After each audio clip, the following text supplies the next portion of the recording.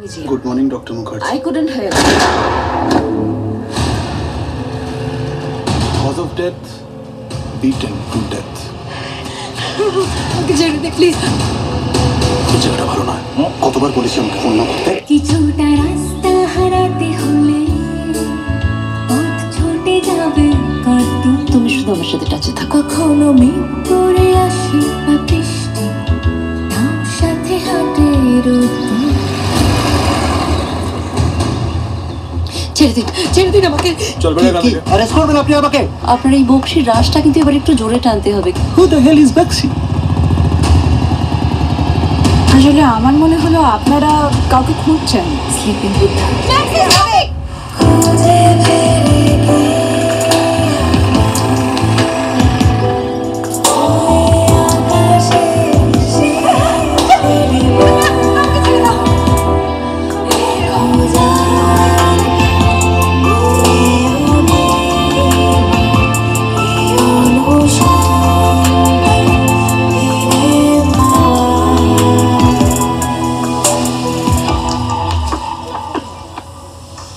Stop overthinking.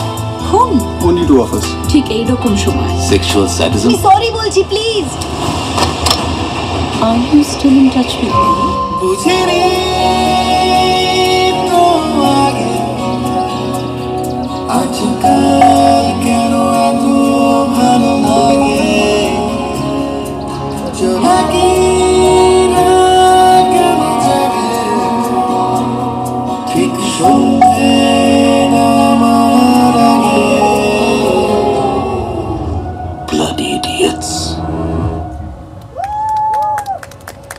আরেকবার repeat করবো? বলো কেমন আছো? খুব ভালো আছি, তুমি কেমন আছো? হ্যাঁ আছি ভালো। আচ্ছা, সিরিয়াল টেলিভিশনে আমার মায়েরা দেখে, তখন তোমার অভিনয় দেখতাম, চোখ পড়তো। আজকে তোমাকে সামনাসামনি দেখলাম, এই লাইনে কাজ করতে করতে মনে হয়নি যে তোমাকে দেখতে পাবো। খুব ভালো লাগছে। এই যে ঠিক সন্ধ্যে নামার আগে এই ট্রেলারটাও দেখলাম, বেশ ভালো ইমপ্রেসিভ একটা ট্রেলার হয়েছে। আমি গুগলেও দেখে এসেছিলাম যে এটা মনস্তাত্ত্বিক থ্রিলার। আগে একটা এরকম নাম ছিল, একটু একটা ওয়ার্ডের মানে ডিফারেন্স আছে। তো এই ছবিটা নিয়ে তোমার চরিত্রটা বলো। দেখো, আমার চরিত্র এই ছবিতে তোমরা দেখতে পেলে যে আমার চরিত্রটা একটা প্রাণোচ্ছল মেয়ে যে ঘুরতে ভালোবাসে, যার কাছে ঘোরাটা হচ্ছে ফার্স্ট প্রায়োরিটি। তো এই ঘুরতে গিয়ে তার জীবনে একটা এমন সময় বা এমন একটা সিচুয়েশনে তাকে পড়তে হয়, যার জন্যেই এই ছবিটা ঠিক সন্ধে নামার আগে। এবং এর থেকে বেশি বলার পারমিশন আমার নেই।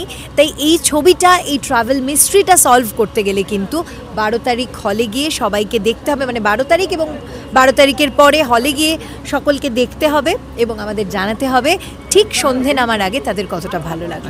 বাস্তবে কতটা ঘুরতে ভালোবাসো? আমি খুব ঘুরতে ভালোবাসি, স্পেশালি পাহাড়ে। মানে আমি সুযোগ পেলেই, এবছর ধরো শুটিংয়ের জন্য বেনারস গেছি, তারপর টুমলিং গেছি, তারপরে আবার একটু আধটু ছোটোখাটো ঘোরা হয়েছে, কিন্তু তাতেও আমার মনের স্বাদ মেটেনি। তারপরে আমি আবার কাসল ঘুরতে গেছিলাম, হিমাচলে ঘুরে এলাম কিছুদিন। তো ঘুরতে আমি সারা বছরই সুযোগ সময় পেলেই আর কি বেরিয়ে পড়ি।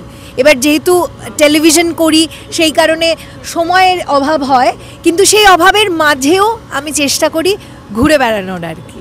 আচ্ছা, এখানে শুনছিলাম তোমার অভিজ্ঞতাটা, যে মানে পাহাড়ে খাদে পড়ে যাওয়ার একটা ভয়ের ব্যাপার ছিল, সেই অভিজ্ঞতাটা নিয়ে আমাদের। দেখো, পাহাড়ের খাদে মানে তোমরা আমাদের যদি পোস্টারটা দেখো, সেখানেই দেখতে পারবে একদম আঁকা বাঁকা পথ এবং এই উঁচু থেকে এই নিচু এরকম রাস্তা।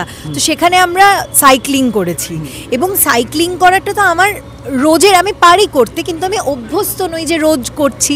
এবার সেখানে গিয়ে প্রথম তো একটু নার্ভাস লাগছিল ডেফিনেটলি, কিন্তু তারপর এত সাপোর্টিভ একটা টিম এবং সবাই এতটা মানে পাশে ছিল, এতটা ভরসার হাত কাঁধে ছিল যে একবারও মনে হয়নি যেটা আমি পারবো না। আর এই ছবির বাকি চরিত্রদের সাথে অভিনয় করে কিরকম লাগে? খুব ভালো লেগেছে সবার সাথে। অনুভব আমার বন্ধু, অনুভবের সাথে এর আগেও আমি কাজ করেছি। সো সেই ক্ষেত্রে ওর সাথে কমফর্ট জোনটা আমার সবসময় ছিল। এবং আমাদের দুজনের যে চরিত্রটা, ম্যাক্সি এবং ধরো অনুভবের যে চরিত্রটা, এই চরিত্রটা কিন্তু দুজনেই অসম্ভব ভালো একটা কেমিস্ট্রি। আমাদের যখন মিউজিক লঞ্চ হবে তখন সেখানেই কিন্তু দর্শকরা দেখতে পাবে এবং আশা করছি সকলের খুব ভালো লাগবে এবং দর্শকদের কাছে আমাদের ঠিক সন্ধে নামার আগে ভীষণভাবে অ্যাকসেপ্টেড হবে। আচ্ছা, সিরিয়াল টেলিভিশনে তোমার ক্যারেক্টারটা যেভাবে দর্শকরা দেখে, সেভাবে সেখান থেকে যদি পার্থক্য খুঁজি মানে ডিফারেন্স খুঁজি, এই চরিত্রটা কতটা আলাদা? একদম আলাদা, কারণ টেলিভিশনে আমরা যে চরিত্রগুলো করি বা আমি স্পেশালি যে চরিত্রগুলো করি সেই চরিত্রগুলোর থেকে এই চরিত্রটা আলাদা, কারণ এই গল্পের ধাঁচটাই ডিফারেন্ট। আমরা ওখানে এক রকমের চরিত্র করি এবং এখানে আমি একদম ডিফারেন্ট চরিত্র করেছি, এবং সেখানে দুটোর মধ্যে যদি সাদৃশ্য কিছু বলতে চাও তাহলে সেটা হচ্ছে যে প্রাণোচ্ছল বাবলি চরিত্র আমি টেলিভিশনেও প্লে করেছি, এখানেও সেই চরিত্রটা প্রাণোচ্ছল বাবলি, কিন্তু এই যে ঘুরতে যাওয়ার দিকটা বা তার জীবনের চয়েসগুলো সেটা কিন্তু অনেক মানে লার্জার দ্যান লাইফ করে আমরা ঠিক সন্ধে নামার আগেতে দেখতে পাবো। নেক্সট আর কি কাজ আসছে? দেখো, এই মুহূর্তে আমার ছবি ঠিক সন্ধে নামার আগে এবং এরপরে আমার ছবি মুক্তি পাবে লাজ্জ, তো এই দুটো ছবি আপাতত আমি বলতে পারবো, বাকিগুলো পারমিশন পেলে তারপর আবার দর্শকদের কাছে আসবে। আচ্ছা, ওকে, অনেক শুভেচ্ছা রইল। Thank you so much, Okay, okay. তুমিও খুব ভালো থেকো। জানি এই যে ঠিক সন্ধে নামার আগে এই ছবিটার ট্রেলার লঞ্চে এই ম্যাডামকে পেয়ে গেছি, ম্যাডামের কাছ থেকে শুনবো চরিত্রটা সম্পর্কে এবং ছবির গল্পটা সম্পর্কে। ম্যাডাম নমস্কার। ম্যাডাম ভালো আছেন? নমস্কার, আমি সম্রাজ্ঞী বন্দ্যোপাধ্যায়। আমি এই প্রজেক্টে ওয়ান অফ দ্য লিড, এবং আমাদের ছবি ঠিক সন্ধ্যা নামার আগে রিলিজ করছে 12ই ডিসেম্বরে। তো আপনাদের সকলকে বলবো আসবেন, দেখবেন, জানাবেন আপনাদের কেমন লাগছে আমাদের ছবি ঠিক সন্ধ্যা নামার আগে। আচ্ছা, এই ছবির গল্পটা কীরকম হতে পারে? আমি যতটুকু গুগলে দেখেছি মনস্তাত্ত্বিক থ্রিলার। হ্যাঁ, এটা একটা মিস্ট্রি থ্রিলার বটেই, কিন্তু এর মধ্যে অনেক টুইস্ট আছে, এক নম্বর কথা। এবং দু নম্বর কথা হচ্ছে এই যে লোকেশানটা দেখতে পাচ্ছ, এই যে পাহাড়টা নেমে আসছে, আমরা ওয়েস্ট বেঙ্গল আর নেপাল বর্ডারে শ্যুট করেছি। ইটস এ বিউটিফুল লোকেশন, এবং যেখানে সাইকেল চালানো তো দূর, ওখানে স্কুটি, বাইক, যে কোনো টু হুইলার চালানো অ্যালাউ নয়। বহু বহু বহু পুরনো বছর, মানে অনেক পুরনো দিন থেকে হয়ে আসছে যে ওখানে চালানো যায় না। সেখানে আমরা সাইকেল চালিয়ে শুটিং করে এসেছি, এবং আমরা দুজনে সাইকেল মানে দুজন মেয়ে ট্রেকিংয়ে যাচ্ছে, আফটার দ্যাট কী হচ্ছে সেই নিয়েই পুরো ঘটনাটা। ভীষণই ইন্টারেস্টিং, এবং সেটা মানে কিভাবে টুইস্টগুলো হচ্ছে এবং সেই সমাধানগুলো কি করে হচ্ছে সেটা জানতে হলে আসতে হবে হলে 12ই ডিসেম্বর থেকে। আচ্ছা, এই নামে একটি সিনেমা ঋতুপর্ণা সেনগুপ্ত এবং অনুরাগ বসু পাবলিয়ান ছিলেন, তো এই একই নামে সিনেমা এটা কিভাবে? নয়, ওটা হয়তো ঠিক সন্ধে নামার আগে ছিল শুধু, আর এটা হচ্ছে ঠিক সন্ধে নামার আগে। ঠিক আছে, ওটা ছিল সন্ধে নামার আগে, আর এটা হচ্ছে ঠিক সন্ধে নামার আগে। এবং খুব ইন্টারেস্টিংলি আমরা যখন শুটিংও করতাম, আমরা ভোর 4টের সময় আমাদের কল টাইম থাকতো, এবং বিকেল 4টের মধ্যে আমাদের শুটিং শেষ হয়ে যেত। মানে ঠিক সন্ধে নামার আগে কী কী ঘটতো সেই রকমই আমাদের শুটিংটাও হয়েছিল, ঠিক সন্ধে নামার আগে সে প্যাক আপ হয়ে যেত এইভাবে। আর নেক্সট আপনার কি ছবি আসছে? নেক্সট আমার একটা হিন্দি প্রজেক্ট আসছে, তো আগামী বছরই সেটা আসবে, মানে 2026-এ। ওকে, থ্যাংক ইউ। অনেক শুভেচ্ছা রইল। Thank you. চলে এলাম এই যে এই সিনেমার ডিরেক্টরের কাছে। ডিরেক্টর স্যারের কাছে আমি শুনবো এই ছবির বিষয় নিয়ে, এবং এই ছবির নামটা আমি দেখছিলাম গুগলে, এরকম একটা নাম আছে, একটু হয়তো একটা ওয়ার্ডের ডিফারেন্স আছে, তো সেই সূত্রে এই নামটা কেন ঠিক করলেন? আর এই ছবির গল্পটা মনস্তাত্ত্বিক থেকে আমি যতটুকু জানি ছবির গল্পটা কীরকম হতে পারে, আর আপনার ভাবনাটা কোথা থেকে? দেখুন, বিষয়টা হচ্ছে যে ছবির নাম ঠিক সন্ধে নামার আগে। এটা একটা পাহাড়ের প্রেক্ষাপটে গল্প, আপনি পোস্টার থেকে বুঝতে পারছেন এটা পাহাড়ের প্রেক্ষাপটে গল্প, পুরো গল্পটাই পাহাড়ে। সো পাহাড়ে যারা বেড়াতে যান বা পাহাড়ে যারা বেড়াতে মানে গল্প শুনেছেন, পাহাড়ের সন্ধে খুব মানে তাড়াতাড়ি ঝুপ করে নেমে যায়। তো তার জন্যই ঠিক সন্ধে নামার আগে একটা ঘটনা, যে ঘটনাটা আমরা সিনেমাতে দেখব। এটা একটা দিনের গল্প, সকাল থেকে শুরু করে সন্ধ্যের মধ্যেই গল্পটা শেষ। সো তার জন্যই ঠিক সন্ধে নামার আগেই যা ঘটার সব সন্ধে নামার আগেই ঘটে। সো দ্যাটস ওয়াই আমাদের লঞ্চও হচ্ছে সব জায়গায় ঠিক সন্ধে নামার আগে। আজকেও ট্রেলার লঞ্চ হবে ঠিক সন্ধে নামার আগে, মানে আমাদের যা পরিবেশ তাদের সন্ধে নামার আগেই হবে, তো তার জন্যই ঠিক সন্ধে নামার আগে। আর কিছু বলুন। আচ্ছা, এই ছবির গল্পটা কীরকম হতে পারে, আর ছবির মানে গল্পটা মানুষকে কানেক্ট করবে বলে আপনার কি মনে হয়? গল্পটা একটা ট্র্যাভেল মিস্ট্রি। তো বাঙালি আপামর বাঙালি ঘুরতে যেতে ভালোবাসে, তার প্রথম চয়েস কাঞ্চনজঙ্ঘা, যেটা এখানে ভরপুর ছবি শেষ থেকে প্রথম থেকে শেষ অবধি কাঞ্চনজঙ্ঘা আছে। কাঞ্চনজঙ্ঘার প্রেক্ষাপটে পুরো গল্প আছে, একটা সাসপেন্স গল্প। দুটো মেয়ের সাইকেল চালিয়ে ট্রেক করতে যাওয়ার গল্প, তাদের সাথে কি ঘটনা ঘটে, আরও আনুষঙ্গিক কিছু ক্যারেক্টার্স আছে, তাদের নিয়ে তারা কি সমস্যায় পড়ে এবং সেই সমস্যা থেকে কীভাবে তারা বেরোয়, সেই সমস্যা থেকে তারা কীভাবে সেখান থেকে সলভ হয়, সেটাই গল্প। এবং সব কিছুই ঘটে সন্ধে নামার আগে, ঠিক সন্ধে নামার আগে। ছবির কাস্টিংগুলো নিয়ে কিছু বলা যাবে? কাস্টিংয়ে রয়েছে, আপনি দেখতে পাচ্ছেন অনুভব আছে, দুটো মেয়ের চরিত্রে সম্রাজ্ঞী আছে, ঐন্দ্রিলা আছে, অনুভব আছে একটা মূল চরিত্রে, অনুভব কাঞ্জিলাল। তাছাড়া রাজদীপ আছে, প্রান্তিক আছে, ত্রিবিক্রম আছে, পৌশালী ইন্ট্রোডিউস হচ্ছে, কন্যাকুমারী আছে, আরও কিছু নেপালি চরিত্র আছে, ওখানকার লোকাল কিছু নেপালি চরিত্র আছে, তারাও অভিনয় করেছে। আপনার কি মনে হয় এই ছবিতে একটু আরও পরিচিত মুখ নিলে ভালো হতো, মানে যাতে আরও নাম আছে, নাকি আপনার মনে হলো না এদের নিয়ে কাজটা করা ভালো? দেখুন, পরিচিত মুখ তো লোকে সবাই দেখে, তো একটু অন্যদেরও সুযোগ করে দেওয়া উচিত আমার মনে হয়। এটা মানে আমার পার্সোনাল মতামত। যদি কেউ শুরু না করে, তো যে পরিচিত মুখ সেও তো একদিন অচেনা ছিল, যেহেতু পরিচিত মুখ হয়েছে প্রথম পদক্ষেপ ফেলে।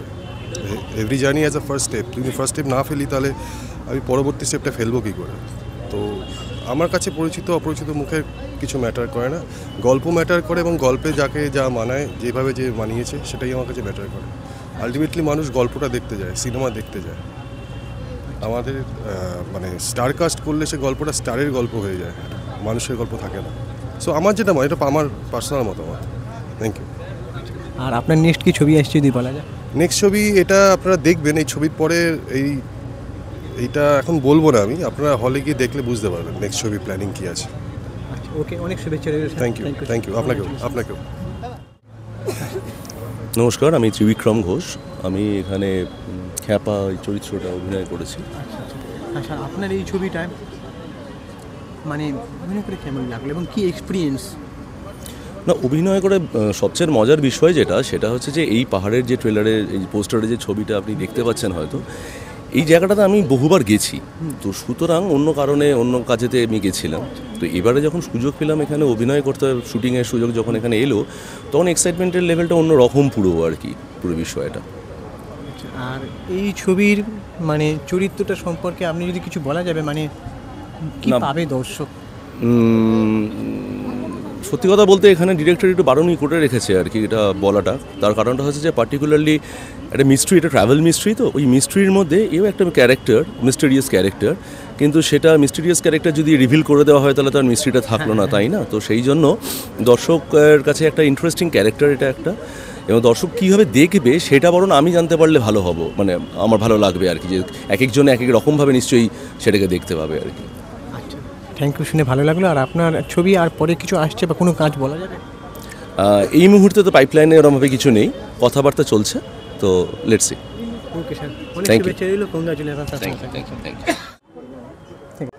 যে সবার কেমন লাগলো সেটা আগে জানবো, তারপর আমি আমার এক্সপিরিয়েন্স বলবো। সবাই কেমন লাগলো একটু যদি আওয়াজ ভালো করে বলো। লেগেছে, খুব ভালো লেগেছে। Thank you so much. Definitely নিজের কাজ সবার কাছে একটা বেবির মতো হয়, তা আমার কাছেও তাই। এবং স্পেশালি যখন আমাদের এই গানটা দেখানো হচ্ছিল, মানে গানের একটা আর কি গ্লিমস সবার সামনে আসলো, আমি খুবই ইমোশনাল হয়ে পড়েছিলাম। কারণ এই গানটা যখন আমরা শ্যুট করেছি, একটা এক্সট্রিম ওয়েদার, সবাই জ্যাকেট পরে আছে, সোয়েটার পরে আছে, কার্ডিগান পরে আছে, আমি একটা শাড়ি পরে এবং স্লিভলেস ব্লাউজ পরে চারিদিকে জাস্ট শাড়ি উড়িয়ে দৌড়ে বেড়াচ্ছিলাম। তো আমার সব থেকে বেশি কষ্ট হয়েছিল, কিন্তু আজকে যখন এখানে ওটা দেখানো হচ্ছে আর কি, সেটা আমার জন্য অনেক বড় প্রাপ্তি। এবং থ্যাংক ইউ সো মাচ আমাদের পুরো এন্টায়ার প্রোডাকশনের যারা ছিল, যারা ওখানে আমাদের পাশে থেকে এরকম একটা জায়গায় যেখানে নেটওয়ার্ক নেই, লোকজন নেই, মুষ্টিমেয় কিছু মানুষজনকে নিয়ে আমাদের শুটিং করতে হয়েছে, এরকম একটা জায়গায় এই মানুষগুলো না থাকলে আমার মনে হয় এরকম একটা শুটিং বা এরকম একটা ছবি আমরা শ্যুট করতে পারতাম না। এবং তাই পাশে যখন আমাদের ডিরেক্টর রয়েছে কৌস্তবদাকে সবার আগে থ্যাংক ইউ বলবো এতটা সাপোর্ট দেওয়ার জন্য। এবং আমি এমন একটা মানুষ, আমার সবসময় মনে হয় যে আরেকটু কিছু যদি হয়, আরেকটু এক্সট্রা যদি কিছু করা যায়। তো এরকম আমরা একদিন লাস্ট যেদিন শ্যুট করে ওখান থেকে ফিরবো, সেদিন সকালবেলা আমাদের গানের একটা ছোট্ট পোর্শন আমরা একদম মানে ফেরার পথে আমরা আমাদেরকে কৌস্তবদা ইনস্ট্রাকশন দিয়েছিল যে তোমরা রেডি হয়ে নেবে, রেডি হয়ে আমরা রাস্তায় ফিরতে শ্যুট করব। তো যেরকম ইনস্ট্রাকশন সেরকমভাবে আমরা আর কি তৈরি। এবং আমি সকাল থেকে রেডি হয়ে যখন যেখানে ধোত্রে বলে যে জায়গাটায় শ্যুট করা হয়েছিল, চিত্রেতে যখন আমরা পৌঁছেছি, তখন দেখছি পুরো ফগি একটা চারিদিক, পুরো ফগে ঢেকে গেছে এবং প্রচণ্ড হাওয়া দিচ্ছে, প্রচণ্ড ঠান্ডা। কৌস্তবটা আমাকে শুধু বলেছিল তুমি আমার ওপর ভরসা রাখো, হয়ে যাবে শ্যুটটা, এবং তাই হয়েছিল। প্রচণ্ড আনন্দ করে শ্যুট করেছি এবং আমি অলওয়েজ গ্রেটফুল যে এত সুন্দর একটা কাজের পার্ট আমি হয়েছি। এবং আশা করব 12 ডিসেম্বর আমাদের ছবি ঠিক সন্ধে নামার আগে আসবে এবং সেটাকে যেন দর্শকরা নিজেদের বানিয়ে নেয়, নিজেদের ছবি করে নেয়, সেইটুকুই আমি আশা রাখবো। এবং থ্যাংক ইউ সো মাচ তোমাদের সবাইকে, তোমরা এসছো, আমাদেরকে এখানে জয়েন করেছো এবং আমাদের ট্রেলারটা দেখলে।